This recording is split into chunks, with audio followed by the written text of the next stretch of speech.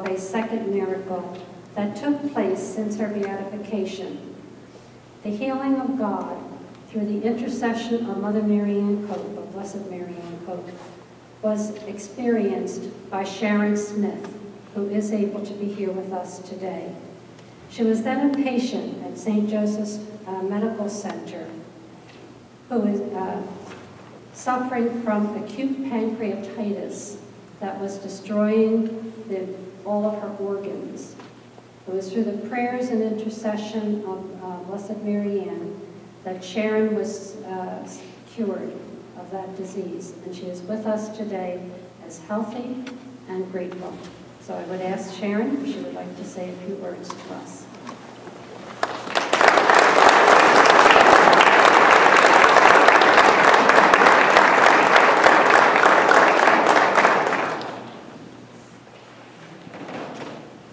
First of all, hello everybody, I'm Sharon. And I'm very happy to be here, and I thank the Lord. I'm happy to be Mother Marianne's vessel to become a saint. And I am very happy for all the Franciscan sisters for this lovely thing, for them to happen. Thank you.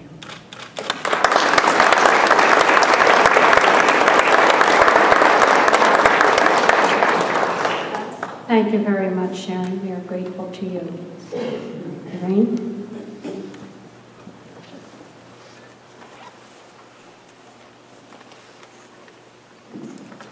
I would offer the opportunity for any media present, if you have any questions for either Sister Patricia, Sister Grace Ann, or Sharon, please just wave your hand and we'll recognize you for any questions. Yes? Could you tell me what procedurally needs to be done before canonization? She is a saint now. What does it mean then to be canonized, and what kinds of steps are have to happen for that? Patricia? Well, as I've been telling some of you this morning, if there's a manual on how to make a saint, we don't have it. We have certainly got very good counsel from people in Rome, from other religious congregations who have had members of their community raised up as saints.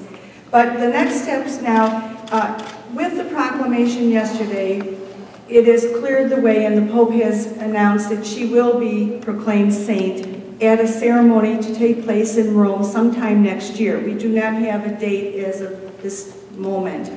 And at that ceremony, which will take place in the Basilica of St. Peter in Rome, the ceremony will gather probably, we expect, 4 or 5 other people who will be canonized at the same ceremony. We would love it if it's Blessed Kateri Tekakwitha, but we don't know which date she will be given and which date we will be given. And the ceremony gathers people really from all over the world, including our own pilgrims that will accompany us, to a very celebration-type mass at St. Peter's. And again, the proclamation is made, and large banners, like 40 or 50 times the size, will be hung on the exterior walls of St. Peter of all of those to be part of the canonization ceremony. So from here on in, technically she is St. Marianne Cope. It will probably be more official, and we'll see it in print a lot more after that ceremony. But in our hearts, she's there and is already St. Marianne Cope, which is how we will refer to her in the future. Will the diocese be planning a pilgrimage?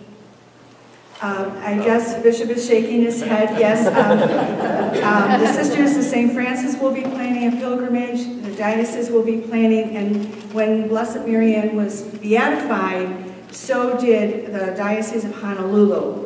We probably had total about 800 people with us for the beatification between Hawaii and the United States. So all of that will get underway, and as soon as we have a date, that's what's a little difficult right now to do any planning, because we're still waiting on that. Since you're up here, could you explain to us the significance of having a saint, the only saint from this area? What's the significance of that? What do you do? How does that work? The question is, what is the significance of having a saint come from, say, central New York? I think because the reason we have the saints is to offer edification and inspiration for our own lives. When it's within a proximity where you can visit the shrine, read her story, see memorabilia of the time of her work in Hawaii, I think it makes it more real. And the ability to come here in a site, the chapel that Blessed Marianne worshipped in when she was here in Syracuse, is this same site. That chapel was replaced by this one, but it's where she actually lived, and we still have the same front door that she left through when she went to Hawaii. So I think the significance of having the tangible signs of her life among us remind us of her, and then remind us of her virtues. This may be a question for Bishop Cunningham. We have a large population in central New York that is non-Catholic. And it's a question that may be asked by some Catholics as well, just what the role of saints are in the modern day church.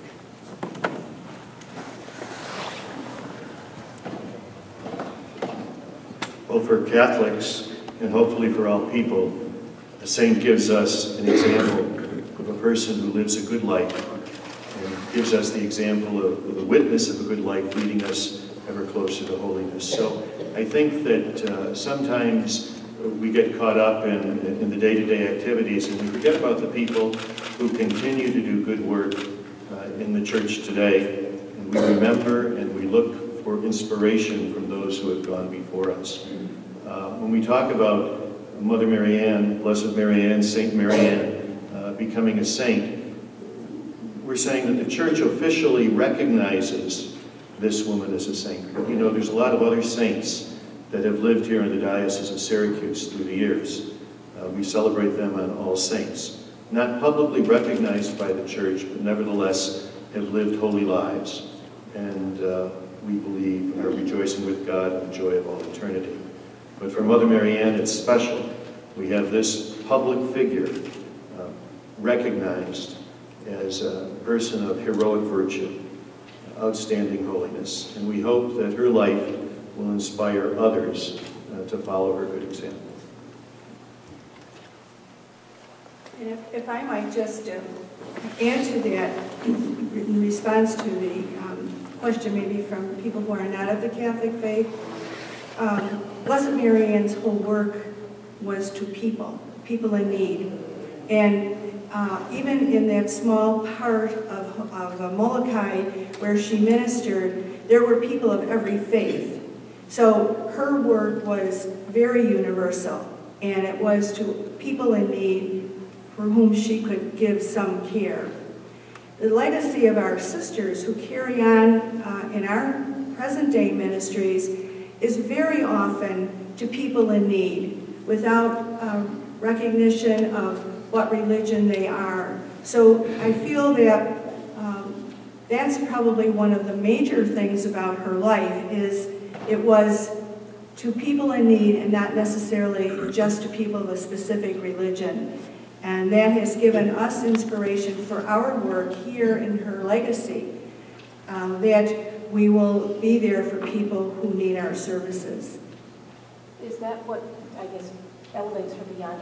Many, many, many sisters have done great, wonderful work like this, but what makes her different? What makes her... Well, I believe that what makes her different has to do with the period of history in which she served. And yes, many sisters have continued to do good things. Because at the time that she left for Hawaii, and I often have thought about this myself, she didn't have a GPS, or she couldn't Google Earth to find out where were the Sandwich Islands, which were the geographic names for the Hawaiian Islands at the time. That she left on tremendous faith, of having letters and a delegate of the King of Hawaii come to visit her. So she had a sense of the need of the people. But I think really it was when she got there and never returned that she understood the immensity of the need that was there. What she did was also live in personal sacrifice. I have personally visited Kalapapa over the last 6 or 7 years a number of times. It is still a very remote place, so I can't even imagine how primitive it was in her day. So I think perhaps it shows how this woman went beyond the daily comforts of herself, the daily ability to work with people but return to some kind of comfort in the evening. So what makes her different, I think, is the period of time in which she ministered, being separated from her family, which we're all here in Utica and the community here in Syracuse, living for those 35 years in the remote settlement of Kalapapa, never getting to go on a home visit, hardly even leaving the island. So I think it's those personal sacrifices that she made that show that in a very concrete way she was a woman of a generous heart. So in a sense she stands a little bit of head and shoulders above all the rest of us. Yes? I think one of the prophetic legacies that she left the community was that when sisters went to Hawaii and might have been afraid of the disease, she prophesied that none of the sisters would ever get the disease, and none ever did. Right.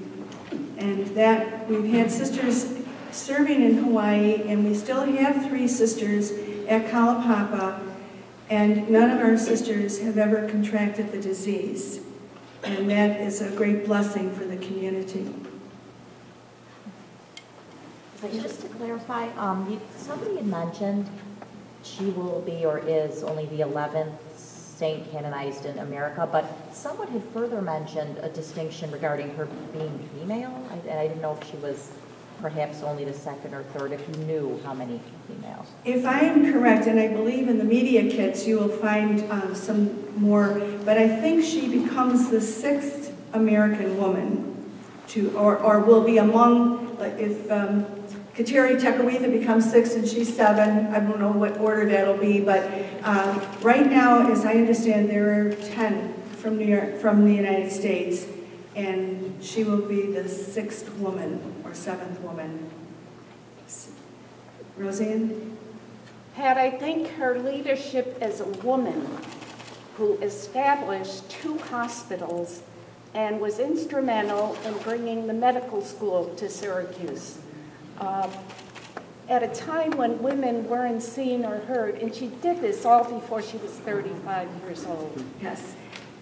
Sister Roseanne was, if you didn't hear it, was saying that in the days that Marianne lived, the role of women in public roles, such as administrators of hospitals, was almost unheard of. And yet she established 2 hospitals, St. Elizabeth's and St. Joseph's, before she was 35 years old. Set them up, then left. And actually, one of the accounts of her life when she reached Hawaii, I think she was only in Hawaii, in Honolulu, 3 or 4 months, when the people of Maui asked her to come and set up a hospital there. And after some resistance on her part, because there was enough work in Honolulu, she did go to Maui, and for several months, she and another sister set up a hospital there. And that hospital, as St. Elizabeth's and St. Joseph's, exists to this very day. Will there be any changes here? Will this become a place for pilgrimages and people will become visiting here? Is there, I don't know, I don't want to sound crass, but will there be a tourist kind of... The question is, will people frequent and visit here? And the answer is yes. But it is pilgrimage and not tourists. We try to make that point when people come. We've had the shrine open since her beatification on Wednesday afternoons, Saturday afternoons, and usually in the very good weather, which we appreciate in Central New York, we do have tours from other cities. We've had a number of tours from Buffalo, from Massachusetts, bus tours that come, and we continue to have the shrine open and